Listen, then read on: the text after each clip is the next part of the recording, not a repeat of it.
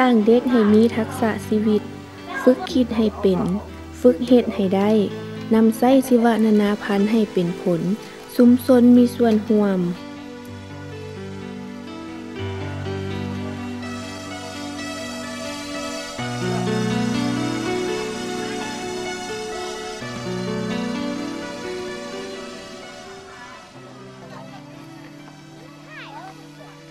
โครงการพัฒนาชีวนานาพันธุ์กสิกรรมหรือตาบี้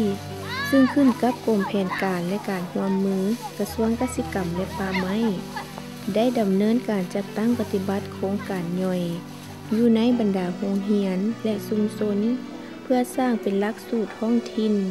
เกี่ยวกับการปลูกจิตสำนึกทางด้านชีวนานาพันธุ์กสิกรรม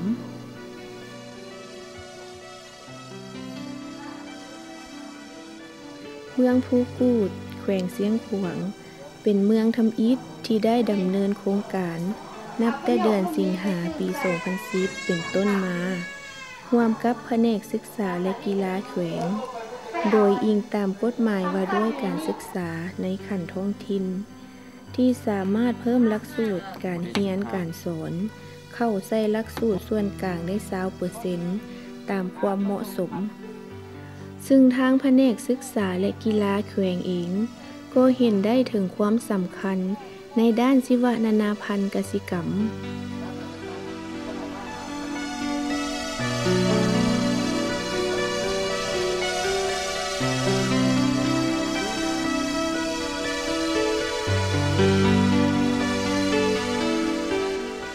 โครงการตาบี้เกี่ยวกับเรื่องงานศึกษานี่มันก็มี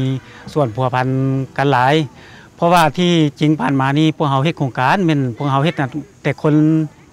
เก่าคนแก่เฮ็ดกับคนผู้ใหญ่แต่เมื่อผู้ใหญ่มัน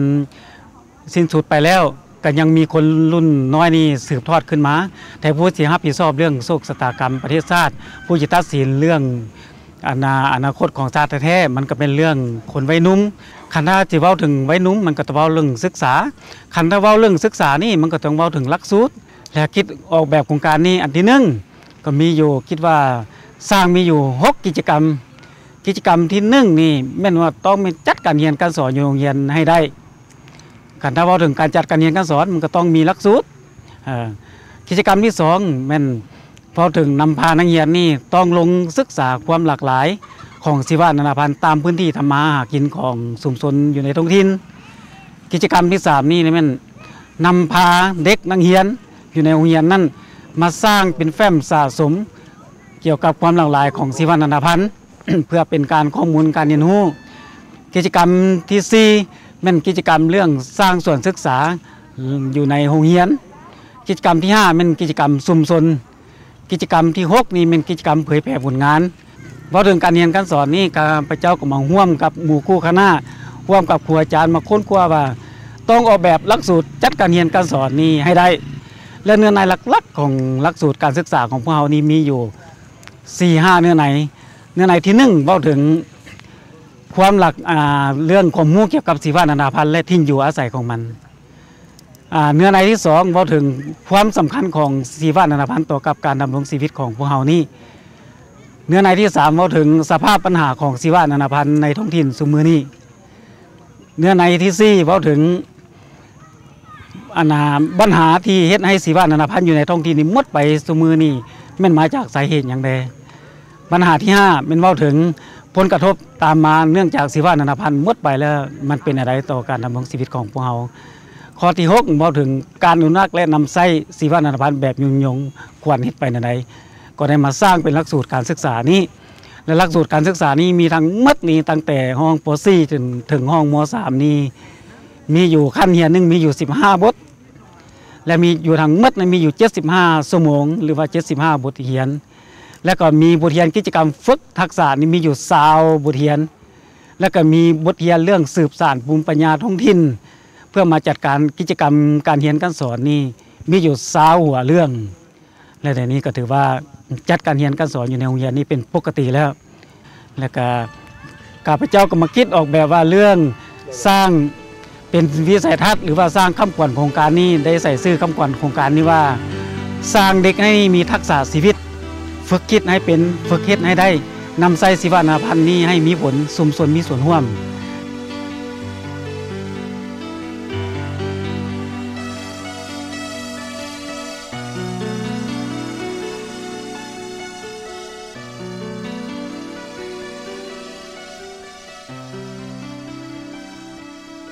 เพื่อการจัดตั้งปฏิบัติโครงการดังกล่าว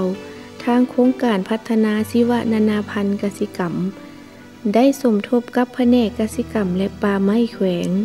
และได้ให้การสนับสนุนด้านงบประมาณวิชาการที่เชี่ยวชาญเฉพาะด้านและได้ประสานงานกับภาคส่วนที่เกี่ยวข้องเพื่อขยายกิจกรรมดังกล่าวออกสู่เมืองต่างๆภายในแขวงเซนเมืองคูนและเมืองทาโฮม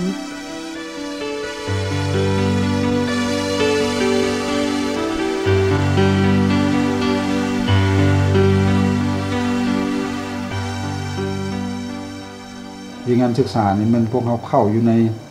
การสร้างหลักสูตรท้องถิ่นเพื่อเกี่ยวกับชีวนานาพันธุ์เพื่อสิเอาหลักสูตรตัวนี้ไปปลูกจิตสำนึกให้เด็กอยู่ในโรงเรียนให้กับเจ้าเข้าใจต่อกับชีวนานาพันธุ์เนาะเพราะว่าพวกเขาต้องปลูกแต่จิตสำนึกแต่ขั้นอนุบาลไปขึ้นเมื่อเฮ็ดให้กับเจ้าสำนึกได้ว่าชีวนานาพันธุ์แต่ก่อนมันเป็นอะไรปัจจุบันนี่ค่อนข้างว่ามันบกลงเนาะค่อนข้างว่าลดลงฉะนั้นเพื่อเขาปลูกจิตสำนึกตัวนี้ให้เด็กมันเข้าใจต่อความสำคัญของชีวนานาพันธุ์ที่ว่ามันสามารถรับใช้ชีวิตการเป็นอยู่ของคนเฮานี่นะเดี๋ยวนี้พวกเฮาได้สร้างเป็นหลักสูตรตัวนี้ออกมาและสามารถสอนอยู่ใน16โรงเรียนอยู่ใน4เมืองเนาะมีเมืองคูกูดมีเมืองคูนเมืองคำแล้วก็เมืองทาโทม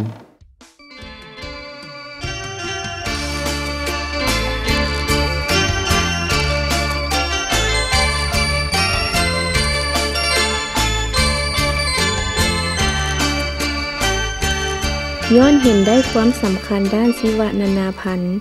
ทางแผนกกสิกรรมและป่าไม้จึงได้ลงสมทบกับแผนกศึกษาและกีฬาห้องการทรัพยากรน้ำและสิ่งแวดล้อมองค์การคุ้มครองที่ดินเพื่อเป็นที่ปรึกษาและเป็นบ่อนอิงในการริเริ่มเวียกงานด้านชีวนานาพันธุ์กสิกรรมอยู่ในโรงเรียนและชุมชนว่าด้วยหลักสูตรท้องถิ่น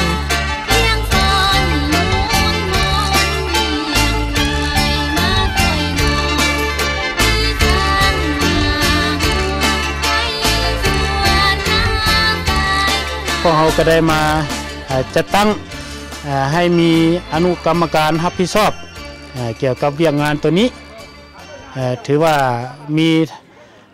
ทั้งท่านนายเขตเลขาพรรคเขตเครื่องรองหางนี้เป็นประธานแล้วก็ลงมาก็มีทั้งสหพันธ์แม่หญิงเขตแล้วก็มีอำนวยการโรงเรียนเนาะและถือว่าเป็นอนุกรรมการรับผิดชอบรวมเกี่ยวกับเรื่องงานตาบีนี้เบื้องต้นมันได้ปลูกจิตสำนึกให้แก่เด็กนักเรียนและก็ครูอาจารย์มันได้ฝึกอบรมก่อนเกี่ยวกับการปฏิบัติกิจกรรมต่างๆเนาะแล้วพวกเขาก็ได้เอากิจกรรมนั้นมาฝึกอบรมให้นักเรียนอยู่ภายในโรงเรียนโดยเฉพาะแม่นพวกเขาเอาเข้าอยู่ในชั้นม.1 ม.2 และม.3 เฮ็ดให้เด็กนักเรียนนี้มีความเข้าใจเกี่ยวกับการอนุรักษ์เกี่ยวกับการปกปักรักษาและก็การนำใช้เกี่ยวกับชีวนานาพันธุ์ให้มันถือว่ายาวนานหลักสูตรการเรียนการสอนให้นักเรียนแม่นเน้นหนักในบรรดาวิชาที่เกี่ยวข้องและวิชาเฉพาะเกี่ยวกับการอนุรักษ์นำใช้ชีวนานาพันธุ์แบบยืนยงเส้นการนำใช้ภูมิปัญญาท้องถิ่นการสร้างกิจกรรมฝึกทัศนะเพื่อเรียนรู้เกี่ยวกับการศึกษามูลเชื้อวัฒนธรรมและฮีตคองประเพณีการรักษาสิ่งแวดล้อมและการทำมาหากินแบบดั้งเดิมของท้องถิ่น บรรดากิจกรรมเหล่านั้นประกอบมีการจักสารการปลูกพืชสมุนไพรและการแต้มรูปเกี่ยวกับชีวนานาพันธุ์กสิกรรมและการอยู่ร่วมกับธรรมชาติแบบต่างฝ่ายต่างบ่มีผลกระทบต่อกันอาศัยอยู่ร่วมกันได้อย่างยืนยง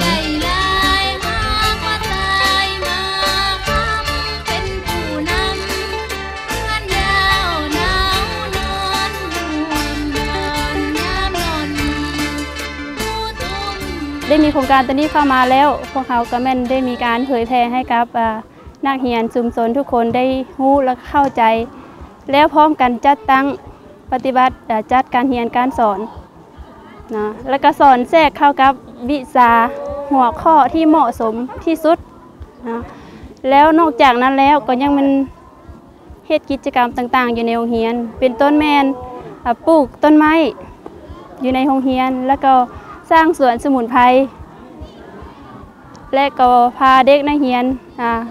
สร้างแต้มรูปแต่งเรื่องแต่งกลและก็ยังนำพานักเรียนลงสำรวจเก็บกรรมตามพื้นที่ต่างๆเนาะเป็นต้นแม่นชีวนานาพันธุ์ที่อาศัยอยู่ตาม6พื้นที่เช่นว่าอยู่ตามห้วยห้องหนองบึงอยู่ตามทุ่งนาอยู่ตามแคมป์ถนนหนทางอยู่ตามบริเวณบ้านอยู่ตามป่าดงป่าขังอันนี้แม่นพวกเขาได้ลงสำรวจตัวจริงแล้วได้เก็บเอาพืชและก็สัตว์จำนวนหนึ่งขึ้นมาเพื่อสร้างเป็นสื่อการสอนสร้างเป็นแฟ้มไว้อยู่ในโรงเรียนสร้างเป็นสื่อการสอนให้เด็กนักเรียนได้เรียนรู้ในหุ้นต่อๆไปสบายดีหลานเองชื่อนางบุษบาเรียนอยู่ชั้นม.3 ที่โรงเรียนม.ต้นภูกูดความสำคัญและคุณประโยชน์ของชีวนานาพันธุ์มีชีวนานาพันธุ์มีคุณประโยชน์คือเอาไว้กินไว้ขายไว้ใช้ให้เกิดประโยชน์เพื่อปกปักรักษาชีวนานาพันธุ์เราต้องบ่ไปทำลายมันเราต้องปกปักรักษามันเพื่อจะให้อยู่กับเราตลอดไปพวกหลานมีความภาคภูมิใจหลายที่องค์การนี้ได้เข้ามาเฮ็ดให้พวกหลานได้เรียนรู้เกี่ยวกับชีวนานาพันธุ์เพิ่มขึ้นอีกสบายดีหลานเองชื่อท้าวพุทธดีเรียนอยู่โรงเรียนม.ต้นภูกูดหลานเองมีความภาคภูมิใจหลายที่มีโครงการนี้เข้ามาเฮ็ดให้พวกหลานมีความรู้ทางด้านป่าไม้หลายขึ้นรู้คุณประโยชน์และการนำใช้ป่าไม้อย่างถูกต้องเช่นการปลูกไม้ให้เป็นป่าเฮ็ดให้ชีวนานาพันธุ์มีความยืนยงอยู่คู่คนลาวตลอดไปสบายดีหลานเองชื่อนางไพวันเรียนอยู่ชั้นม.3 โรงเรียนม.ต้นภูกูดหลานมีความภาคภูมิใจหลายที่โครงการนี้เข้ามาพัฒนาโรงเรียนพาให้หลานได้รู้เกี่ยวกับคุณประโยชน์ของป่าไม้หลายขึ้นสบายดีหลานเองชื่อเท้ากิน่าเรียนอยู่ห้องม.1 หลานมีความภาคภูมิใจหลายที่โครงการนี้เข้ามาหลานรู้อนุรักษ์ปกปักรักษาชีวนานาพันธุ์บ่ทำลายป่าบ่จุดป่าเฮ็ดให้ปลูกป่าให้หลายขึ้นเป็นสีเขียวงดงาม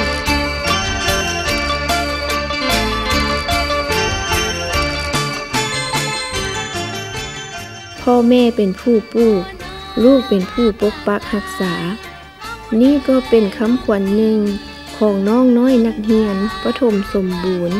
บ้านนาไซทองเมืองภูกูดแขวงเสียงขวางที่สามารถเสื่อมซึมถึงคุณค่าและประโยชน์ของชีวนานาพันธุ์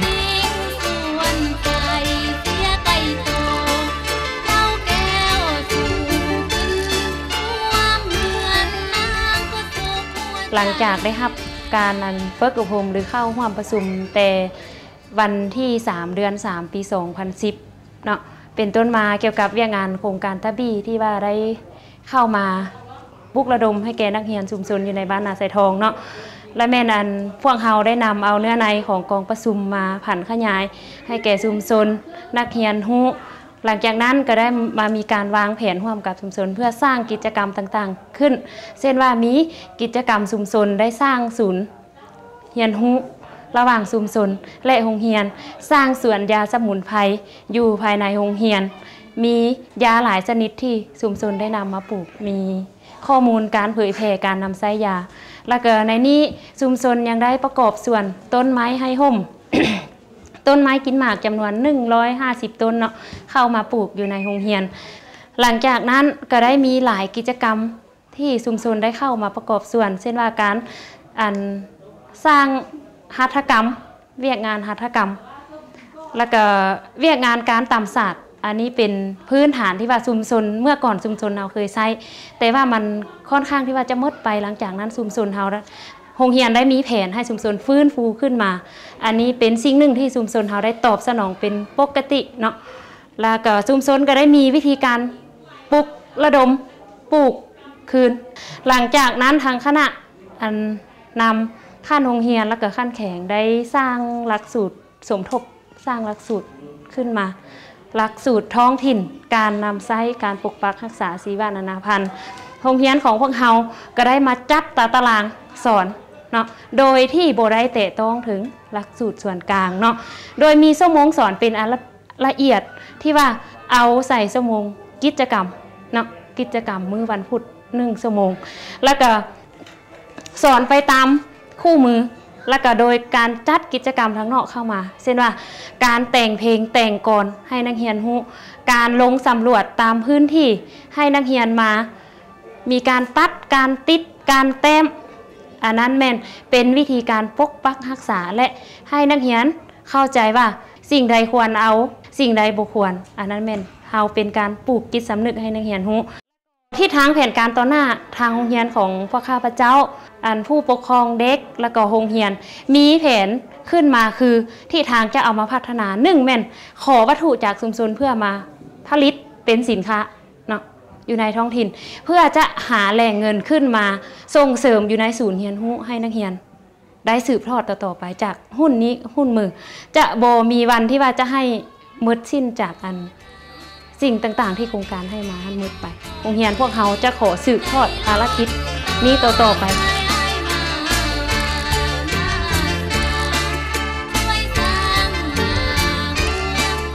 ดังที่พวกเรารู้แล้วว่าวิวัฒนาพันธุ์กสิกรรมแม่นการคงโตและขยายตัวของบรรดาพืชพันธุ์นานาชนิด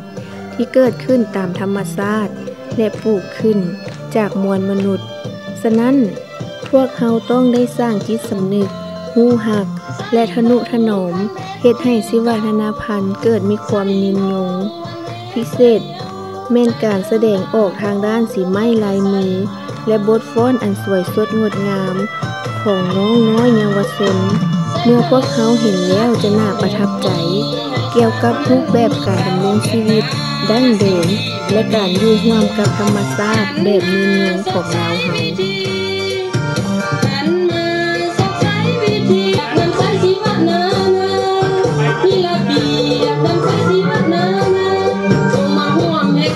ใส่ภูมิปัญญาของ